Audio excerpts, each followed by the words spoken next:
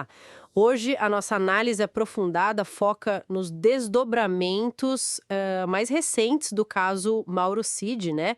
Uma figura central em investigações de alto impacto aqui no Brasil. A gente tem fontes que detalham revelações sobre a colaboração premiada dele, prisões que aconteceram em volta disso e também muitos questionamentos sobre o sistema de justiça. Exato. Vamos examinar os fatos e as alegações que estão nesse material, né? Destacando as contradições, as críticas que surgiram, para tentar entender a complexidade toda da situação, de forma bem clara e direta, assim como as fontes tentam apresentar. Vamos começar então pela colaboração premiada, que, nossa, gerou muita controvérsia. O estopim todo parece ter sido aquela publicação da revista Veja, com áudios atribuídos ao Mauro Cid. Isso.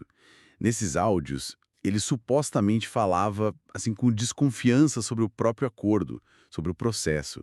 Chegou a dizer que o ministro Alexandre de Moraes buscaria mais narrativas do que provas, né? E a primeira reação dele foi negar, né? Chamou de miserável fake news. Foi. Mas aí a coisa evoluiu. A Veja trouxe o que seriam novas evidências.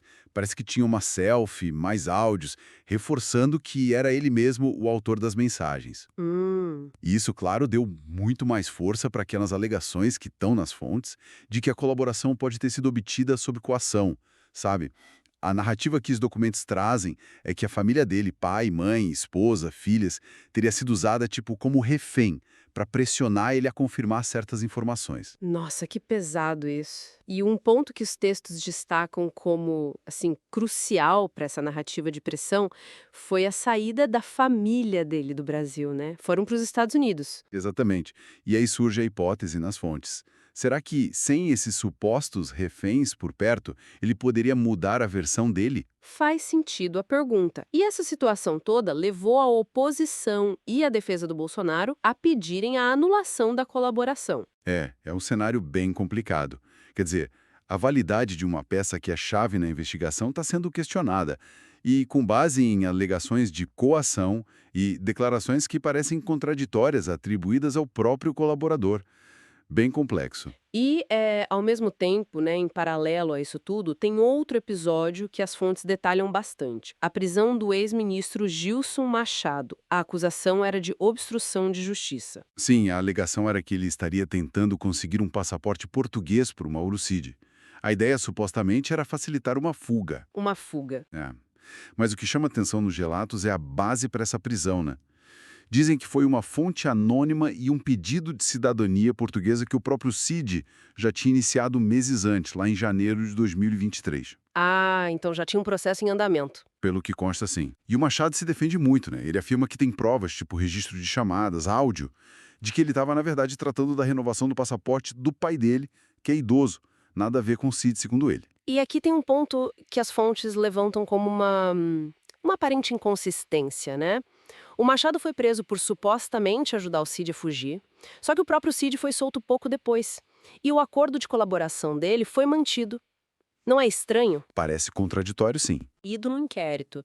Fica a pergunta sobre a lógica e a rapidez desses eventos todos, né? Com certeza. E as críticas que a gente vê no material que analisamos, elas vão além desses eventos específicos. Elas chegam na cobertura da mídia e no próprio sistema judiciário. Como assim? Bom, tem acusações de parcialidade bem diretas à Globo News e a uma jornalista específica, a Daniela Lima. A crítica é que eles estariam focando muito na narrativa do golpe e talvez ignorando detalhes importantes das mensagens que a Veja revelou, sabe?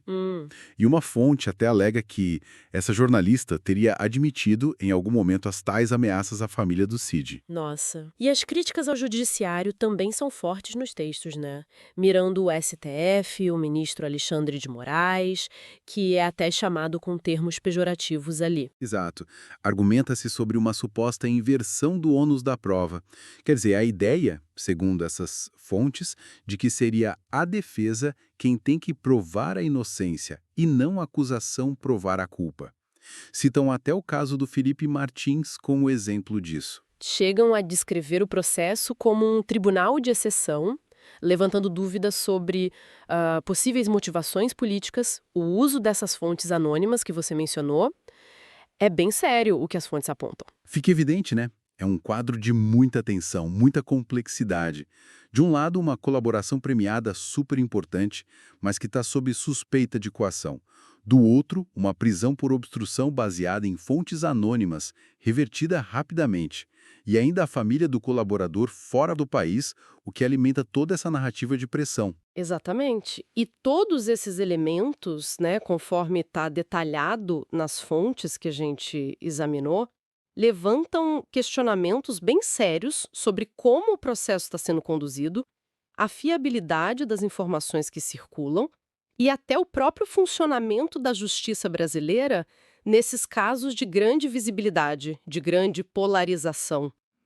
E o ponto final para a reflexão que meio que emerge desses relatos todos é: diante dessas alegações sobre inversão do ônus da prova, o uso de fontes que não são verificadas, num cenário tão polarizado como o nosso, como é que se pode garantir o devido processo legal? Como garantir a busca imparcial pela verdade? É uma questão que fica no ar, né? Uma questão bem profunda sobre os acontecimentos que foram descritos.